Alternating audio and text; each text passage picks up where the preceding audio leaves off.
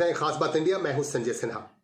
अपने पिता माधव राव सिंधिया की तरह क्या महाराज ज्योतिरादित्य सिंधिया भी फिर से कांग्रेस में लौटने को तैयार हैं? अपने ट्विटर प्रोफाइल से उन्होंने भारतीय जनता पार्टी का टैग हटा दिया है और अपने ट्विटर हैंडल पर लिख दिया है पब्लिक सर्वेंट। इससे तरह तरह के कयास लगाए जा रहे हैं। लोगों का ऐसा भी कहना है कि हो सकता है वह फिर से कांग्रेस में शामिल हो जाएं। उनके पिता माधव राव सिंधिया ने ऐसा ही किया था। इसीलिए लोगों का यह कहना है कि हो सकता है माधव राव सिंधिया का भाजपा मोह खत्म हो गया हो और वह फिर से कांग्रेस में लौट कर आ सकते हैं। आइए इस पर हम फिर से बात करेंगे, लेकिन बहरहाल हम बात करेंगे कोरोना वायरस की। कोरोना वायरस की रफ्तार बढ़ती जा रही है, लेकिन इसके प्रति जागरूकता फैलाने का काम भी लगातार किया जा रहा है। हमारे पास बंगाल के रानीगंज से खबर आ रही है कि रानीगंज में तृणमूल कांग्रेस छात्र परिषद की तरफ से लोगों में जागरूकता भरने का काम किया गया और इसमें वरिष्ठ टीएमसी नेताओं ने भी सहयोग किया और रानीगंज चैम्बर ऑफ कॉमर्स के पदाधिकारियों ने भी इसमें अपना पूरा सहयोग दिया और सभी ने मिलकर जागरूकता अभियान चलाया। आपको बता दूं कि वरिष्ठ टीएमसी नेता आलोक बोस, राजू सिंह और रानीगंज चैम्बर ऑफ कॉमर्स की तरफ से अध्यक्ष संदीप भालूटिया जैसे लोग शामिल थे इस अभियान में। তারা শুভবে তাই প্রত্যেক দোকানদারদের আমরা অনুরোধ করব স্যানিটাইজার দিন, তারপরে তাকে জিনিস বিক্রি, নাকে মুখে গামছা, রুমাল, ওড়না। পরিষদ করোনা মুক্ত রাখতে, রানীগঞ্জকে করোনা মুক্ত রাখতে আপনারা জানেন গত 24 ঘন্টায় করোনা আক্রান্ত হয়েছে। আমরা যেটা করব, তিনটে জিনিস যদি আমরা মেনটেন করতে পারি তাহলে রানীগঞ্জ করোনা গলায় ব্যথা হলে নুন জলে গার্গেল করুন, নিজেকে সুস্থ রাখুন। পরিবার রানীগঞ্জ শহরকে করোনা মুক্ত রাখতে আমার মিডিয়া ভাইরা আজ সকলেই একত্রিত হয়ে যা করছে ষষ্ঠ নো মাস্ক নো সেল। প্রত্যেকের সামনে স্যানিটাইজার রাখুন। কাস্টমার আসছে তার হাতে আপনারা তারাকে অনুরোধ করুন ঢেকে রাখতে হবে। প্রত্যেক নাগরিককে অনুরোধ করব নিজে সচেতন হন, অন্যকে সচেতন করুন। আমাদের রানীগঞ্জে শুভভূত বজায় রাখুন, জিনিসপত্র রাখুন, কেনাকাটা করবে। ব্লক তৃণমূল ছাত্র পরিষদের পক্ষ থেকে আমরা শুভ সম্পন্ন মানুষদের নিয়ে আমরা আজ করোনা মোকাবিলায় সাধারণ মানুষের উদ্দেশ্যে আমরা একটি সচেতন বার্তা দিলাম তাদেরকে, যারা দোকানদার, দোকান তো খুলতেই হবে জীবন জীবিকার জন্য, তাই আমরা দোকান খুলুক এবং সচেতন বার্তা দিলাম যাতে আপনারা ডিস্টেন্স মেনটেন করুন এবং মাস্ক ব্যবহার করুন। এই উদ্দেশ্য আমরা রানীগঞ্জ মার্কেটে আমরা বেরিয়েছিলাম। আমার নাম সমীর দাস। মমতা বন্দ্যোপাধ্যায়ের নির্দেশে আজকে এই স্লোগান তুলে রানীগঞ্জ ব্লক ছাত্র পরিষদ বাংলার গর্ব মমতা এই স্লোগান তুলে আজকে রানীগঞ্জের বিভিন্ন ওয়ার্ডে শহরের বিভিন্ন প্রান্তে তারা একটা সচেতনতা বার্তার জন্য সাধারণ মানুষের কাছে পথে নেমেছিলেন। এখানে বিভিন্ন শুভবুদ্ধি সম্পন্ন মানুষ ছিলেন, যেমন স্কুল টিচার ছিলেন, আমাদের চেম্বার অফ কমার্সের সদস্যরা ছিলেন, যুব থেকে ছিল, মাদার থেকে ছিল, সবাই মিলে আজকে শুধু মানুষের কাছে সচেতন বার্তা দেওয়া হলো যে আমরা সচেতনতা করার চেষ্টা করলাম যে রানীগঞ্জকে আমাদের করোনা মুক্ত করতে হবে। দোকান বাজার হাট খোলা আছে, কিন্তু দোকানদারদের কাছে অনুরোধ করলাম যে আপনারা স্যানিটাইজ ব্যবহার করুন, মুখে মাস্ক না পরে থাকলে জিনিস দেবেন না এবং আপনার সামাজিক দূরত্ব মেনটেন করুন। এটা কিন্তু মানুষ আমার যা মনে হলো প্রচারে বেরিয়ে মানুষ এটা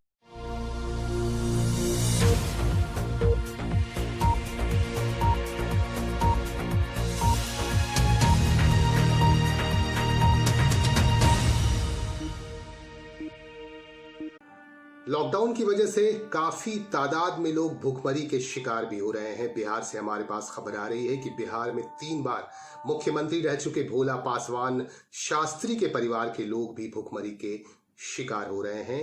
लिहाजा उनका दर्द देखा नहीं गया नेता प्रतिपक्ष तेजस्वी यादव को, और तेजस्वी यादव ने तत्काल उन्हें सहयोग पहुंचाया और परिवार को नगद रुपए भी दिए और उनकी और भी तरीके से मदद की तेजस्वी यादव ने। आपको बता दूं कि बिहार में 3 बार मुख्यमंत्री रह चुके थे भोला पासवान शास्त्री और आइए हम बात करेंगे कोरोना वायरस की। हम दिल्ली की तरफ मुड़ते हैं। दिल्ली से हमारे पास जो खबर आ रही है, दिल्ली के हॉस्पिटल्स, जो निजी अस्पताल हैं, वो काफ़ी शैतानी कर रहे हैं और जो पेशेंट्स ले जाए जा रहे हैं, उन पेशेंट्स को दाखिल नहीं किया जा रहा है अस्पतालों में, जिसकी वजह से काफ़ी संख्या में पेशेंट्स की मौत हो गई है, ऐसा कहना है दिल्ली के लोगों का। और दिल्ली के लोगों में भी काफ़ी नाराज़गी है निजी अस्पतालों के प्रति। और आपको बता दूं कि आज प्रदेश के मुख्यमंत्री तक जब ये बात पहुंची, अरविंद केजरीवाल तक, तो उन्होंने सीधे तौर पर लाइव आकर यह चेता दिया है अस्पताल वालों को, निजी अस्पताल के मालिकों को, अगर उन्होंने ऐसा किया तो उन पर फौरन कार्रवाई की जाएगी। आइए सुनते हैं कि केजरीवाल ने क्या कहा। आप लोगों को दिल्ली में अस्पताल बनवाया था, पैसे कमाने के लिए नहीं बनवाया था आपका अस्पताल। आपका अस्पताल बनवाया था दिल्ली के लोगों की सेवा करने के लिए। ऐसी महामारी के दौर में मोस्टली अस्पताल सेवा कर रहे हैं, मोस्टली अस्पतालों का पॉजिटिव एटीट्यूड। लेकिन जो 2-4 अस्पताल इस गुमान में है कि वो अपनी दूसरी पार्टी के आकाओं में जो बैठे हैं, उनके जरिए वो अगर कुछ करवा लेंगे, वो अपनी ब्लैक मार्केटिंग करेंगे, तो उनको मैं आज चेतावनी देना चाहता हूं कि बख्शा नहीं जाएगा उनको।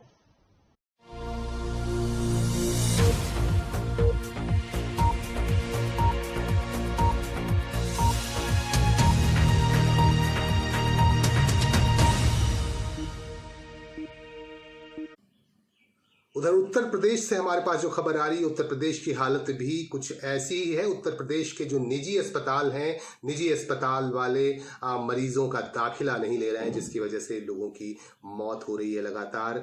एक गर्भवती महिला को लेकर उसके परिवार के लोगों ने काफ़ी अस्पतालों के दौरे किए, काफ़ी अस्पतालों तक गए, लेकिन किसी भी अस्पताल वालों ने गर्भवती महिला का दाखिला नहीं लिया। लिहाजा एम्बुलेंस में ही गर्भवती महिला की मौत हो गई। 8 महीने की गर्भवती महिला की मौत हो गई एम्बुलेंस में ही, लेकिन किसी भी अस्पताल वालों ने उसका दाखिला नहीं लिया। वाकई ये बहुत ही सोचनीय और चिंतनीय विषय है। अगर यही हाल रहा तो मरीजों की मौत होती रहेगी और लोग काफ़ी परेशान हाल रहेंगे। उत्तर प्रदेश सरकार को इस पर त्वरित तौर पर कार्रवाई करनी चाहिए। आइए हम आपको कुछ तस्वीरें दिखाते हैं।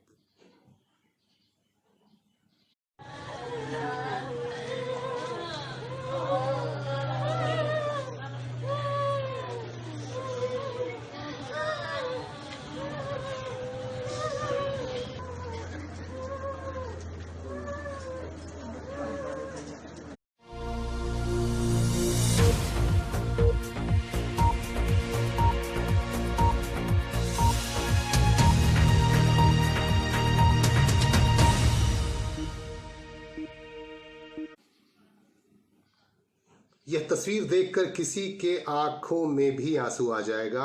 जैसा कि हमने अभी आपको दिखाया, हमारे एक दर्शक ने नोएडा से ये तस्वीरें भेजी है। नोएडा का ये हाल है कि नोएडा के किसी भी निजी अस्पताल वालों ने दाखिला नहीं लिया 8 माह की गर्भवती महिला का, लिहाजा एम्बुलेंस में ही महिला ने दम तोड़ दिया।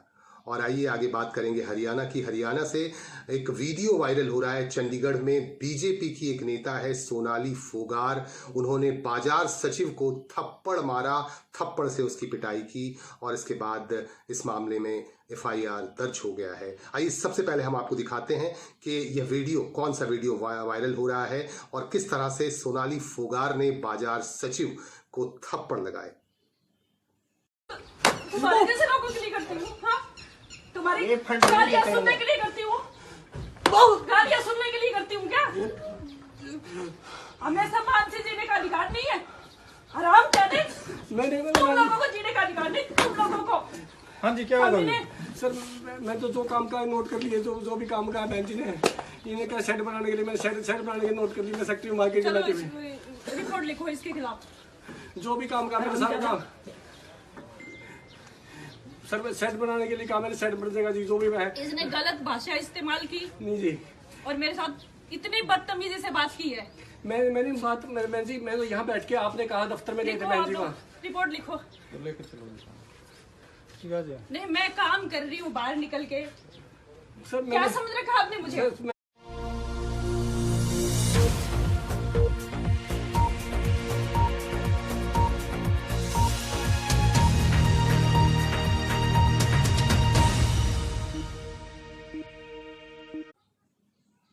आपने देखा कि किस तरह से सोनाली फोगार, जो टिकटॉक की स्टार भी हैं और बीजेपी की नेत्री भी हैं, वह जब सर्वेक्षण के लिए निकली बाजारों में तो अचानक उन्होंने पिटाई कर दी बाजार सचिव की, और बाजार सचिव ने शिकायत दर्ज की थाने में, और यहाँ के मुख्यमंत्री ने भी इस पर रिपोर्ट मांगी है और विस्तार से जानकारी मांगी है कि आखिर क्या मामला है। और बहरहाल मैं आपको बता दूं कि इस मामले में FIR दर्ज कर लिया गया है, लेकिन अभी तक गिरफ्तारी नहीं हुई है बीजेपी नेत्री सोनाली फोगार की।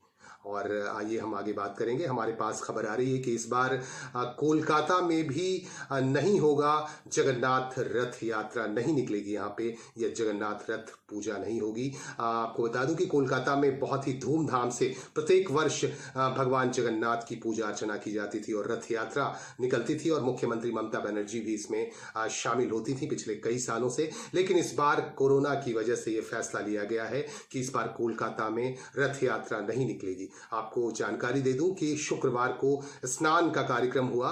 पूर्णिमा स्नान में सिर्फ सन्यासियों ने हिस्सा लिया और यहाँ की किसी जनता ने, कोलकाता के लोगों ने इसमें हिस्सा नहीं लिया। कोरोना की वजह से सरकार की तरफ से ये निर्देश जारी किए गए हैं कि इस बार कोलकाता में नहीं निकलेगी जगन्नाथ रथ यात्रा। और इसके बाद हम आपको फिर से लिए चलेंगे रानीगंज में क्वारंटाइन सेंटर्स बनाए गए हैं। 3 जगहों को चिन्हित किया गया है। यहाँ 3 क्वारंटाइन सेंटर्स बनेंगे, जिसमें से एक क्वारंटाइन सेंटर में कुछ मरीजों को भेजा गया है जो माइनिंग कॉलेज के पास है। एक कम्युनिटी सेंटर में बनाया गया है इस क्वारंटाइन सेंटर को, जिसमें तकरीबन 13 से 14 मरीज फिलहाल दाखिल किए गए हैं और जो यहाँ क्वारंटाइन पर हैं। और ऐसा भी कहा जा रहा है कि भविष्य में मरीजों की तादाद बढ़ेगी। लेकिन इसमें व्यवसायिक संगठन रानीगंज चेंबर ऑफ कॉमर्स की भूमिका काफी महत्वपूर्ण कही जा सकती है, क्योंकि चेंबर ऑफ कॉमर्स की तरफ से भी यहाँ दाखिल मरीजों की देखभाल की जा रही है और उनके खाने का प्रबंध किया जा रहा है। और यहाँ के लोगों ने भी यह आश्वस्तता जताई कि खाने पीने का जो प्रबंध किया जा रहा है वह उनके अनुकूल है। ऐसी कोई शिकायत उन्होंने नहीं की हमारे प्रतिनिधि के सामने। हमारे प्रतिनिधि ने इसकी तफ्तीश भी की और चैम्बर के प्रतिनिधि से बात भी की। आइए आपको दिखाते हैं कुछ तस्वीरें और यहाँ के लोगों से भी आपको मिलवाते हैं कि यहाँ लोग किस तरह से रह रहे हैं और चैम्बर के अधिकारी का क्या कहना है।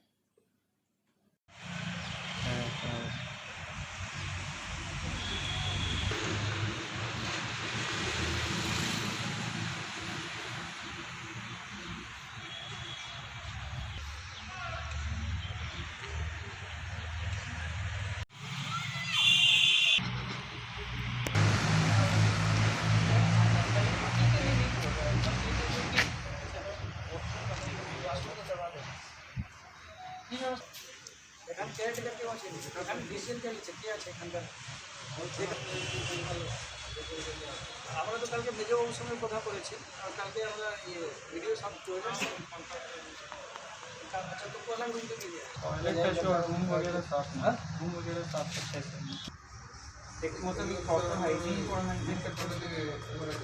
কোনো প্রবলেম নেই। बस किया चाहिए तो नियम कानून हिसाब से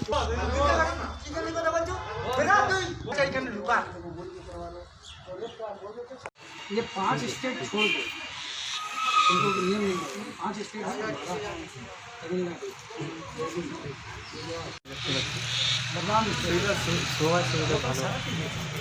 বাথরুম পায়খানা জলের ব্যবস্থা কোথা থেকে এসেছেন? আমি চেন্নাই বাড়ি কোথায়? রাজাবা কি নাম? গুড্ডু পুরো নাম মোহাম্মদ গুড্ডু। ধীরে ধীরে যা হোক আরও খাওয়া যখন দেখুন প্রতিনিধি নিচ্ছে একটু পাতা দিয়ে নিত, লোকলা তো কোনো বাটি ফাটি তো নিয়ে আসি না, একটু পাতা দিয়ে নিত একটু সব থেকে ভালো। देखिए रानीगंज में 3 जगहों को क्वारंटाइन सेंटर के रूप में चिन्हित किया गया है। उसमें एक ये माइनिंग कॉलेज के बगल में जो कम्युनिटी सेंटर है वहाँ पर बनाया गया है। इसमें जैसा कि पिछले बार रानीगंज चैम्बर ऑफ कॉमर्स ने 40 लोगों के लिए खाने पीने की व्यवस्था की थी, इस बार प्रशासन के अनुरोध पर पिछले 3-4 दिन से हम लोग तकरीबन 13 लोगों को खाने की व्यवस्था करके दे रहे हैं और कल कुछ लोग चले गए हैं, आज नए लोग ऐड हो रहे हैं। तो तकरीबन उनका जो निर्देश है कि तकरीबन 50 लोग होने की संभावना है अगले कुछ दिनों में। तो हम लोग तैयार हैं। रानीगंज चैम्बर ऑफ कॉमर्स अपने सोशल रिस्पॉन्सिबिलिटी को समझते हुए हमारे मेंबर्स के सहयोग से हम लोग उनको भोजन की व्यवस्था करके दे रहे हैं। भोजन की क्वालिटी से जैसा कि हमने देखा वो सभी संतुष्ट है। कुछ सुविधाएं और उनको चाहिए, चूँकि गर्मी काफ़ी पड़ रही है।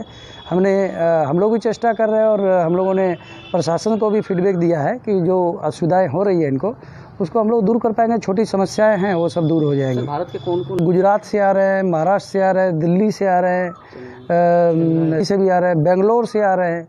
लेकिन इंस्टीट्यूशनल क्वारंटाइन का जो एक तारीख से निर्देश आया है, वो कुछ विशेष राज्यों से ही इंस्टीट्यूशनल क्वारंटाइन किया जा रहा है, बाकी को होम क्वारंटाइन का निर्देश दिया गया है। जैसा मैंने आपको बताया कि कुछ विशेष राज्यों से जो लोग आ रहे हैं, जहाँ कोरोना संक्रमण की ज़्यादा खबरें आई हैं, वहाँ से आने वाले लोगों के लिए ये 7 दिन का इंस्टीट्यूशनल क्वारंटाइन और उसके बाद 7 दिन का होम क्वारंटाइन की प्रावधान किया गया है।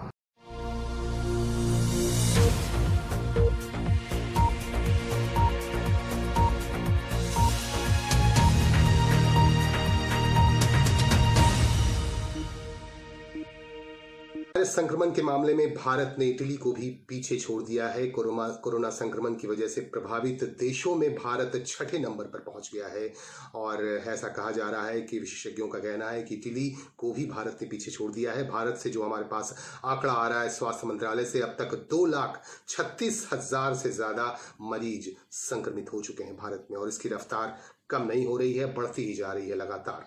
और आइए हम आपको फिर से बंगाल लिए चलते हैं। बंगाल के बराकर हम आपको लिए चल रहे हैं। बराकर में आसनसोल म्युनिसिपल कॉरपोरेशन के वार्ड संख्या 69 की एक समस्या है पानी की समस्या की वजह से यहाँ लोग काफ़ी परेशान हैं और परेशान हाल ही में लोगों ने यहाँ पथावरोध कर दिया और काफ़ी शोर शराबा भी किया और स्थानीय पार्षद को आना पड़ा और पुलिस ने हालांकि इन्हें हटाया। काफ़ी मशक्क़त के बाद जो बराकर फाड़ी के इंचार्ज हैं उनके हस्तक्षेप के बाद पथावरोध हट गया और पार्षद ने भी आकर ये कहा कि उनकी समस्या बहुत जल्द ही दूर कर दी जाएगी। यहाँ के जो स्थानीय पार्षद हैं उनको यहाँ आना पड़ा और उन्होंने संवाददाताओं से भी बात की। क्या फायदा हुआ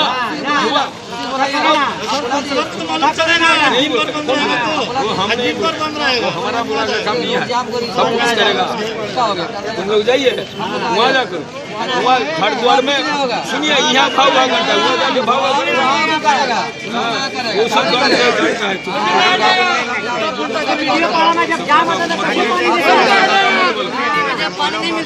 ठीक है।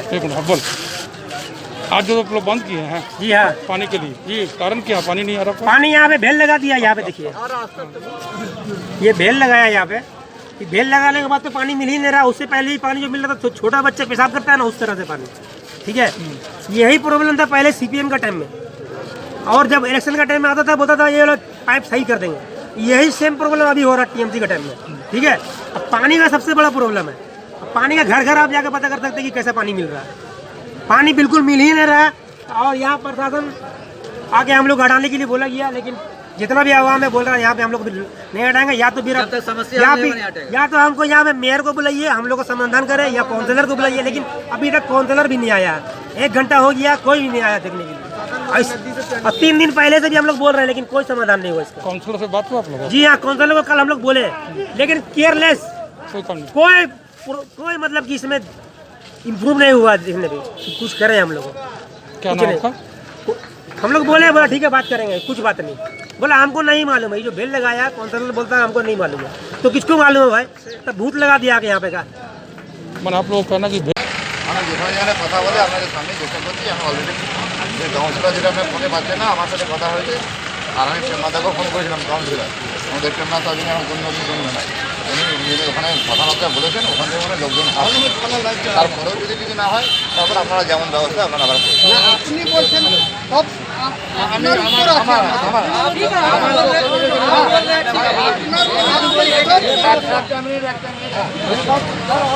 আমার ঘরের জলের আমার নয়, কিন্তু আমি যেখানে যেখানে ফোন করে জল আনা সম্ভব আমি অবশ্যই আমাদের জন্য আমি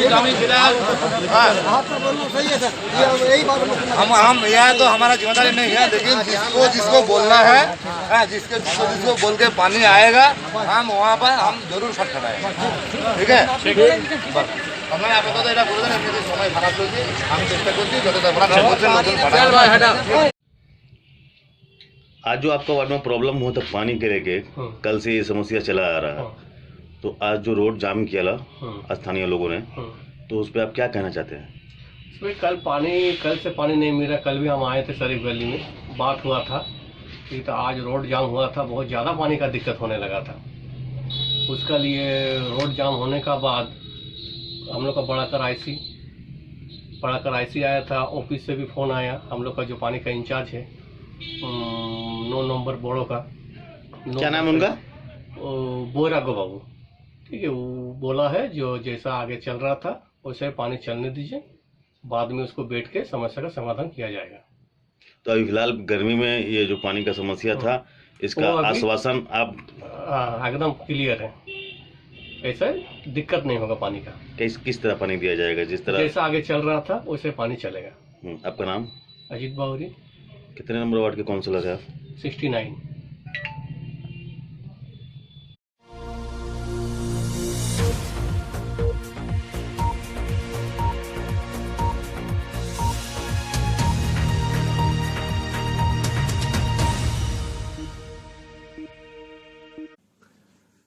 भारत के रेल मंत्री पीयूष गोयल ने ट्वीट कर यह जानकारी दी कि उनकी माता चंद्रकांता गोयल का निधन हो गया है और आज उनका अंतिम संस्कार भी कर दिया गया। और आपको यह भी जानकारी दे दूं कि उनकी माता चंद्रकांता गोयल 3 बार मुंबई के माटुंगा से विधायक भी रह चुकी हैं।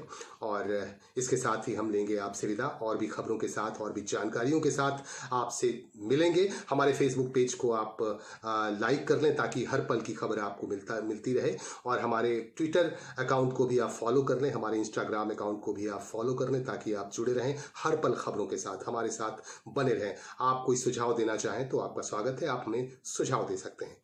और बहुत जल्दी आपसे होगी फिर मुलाकात। फिलहाल के लिए नमस्कार।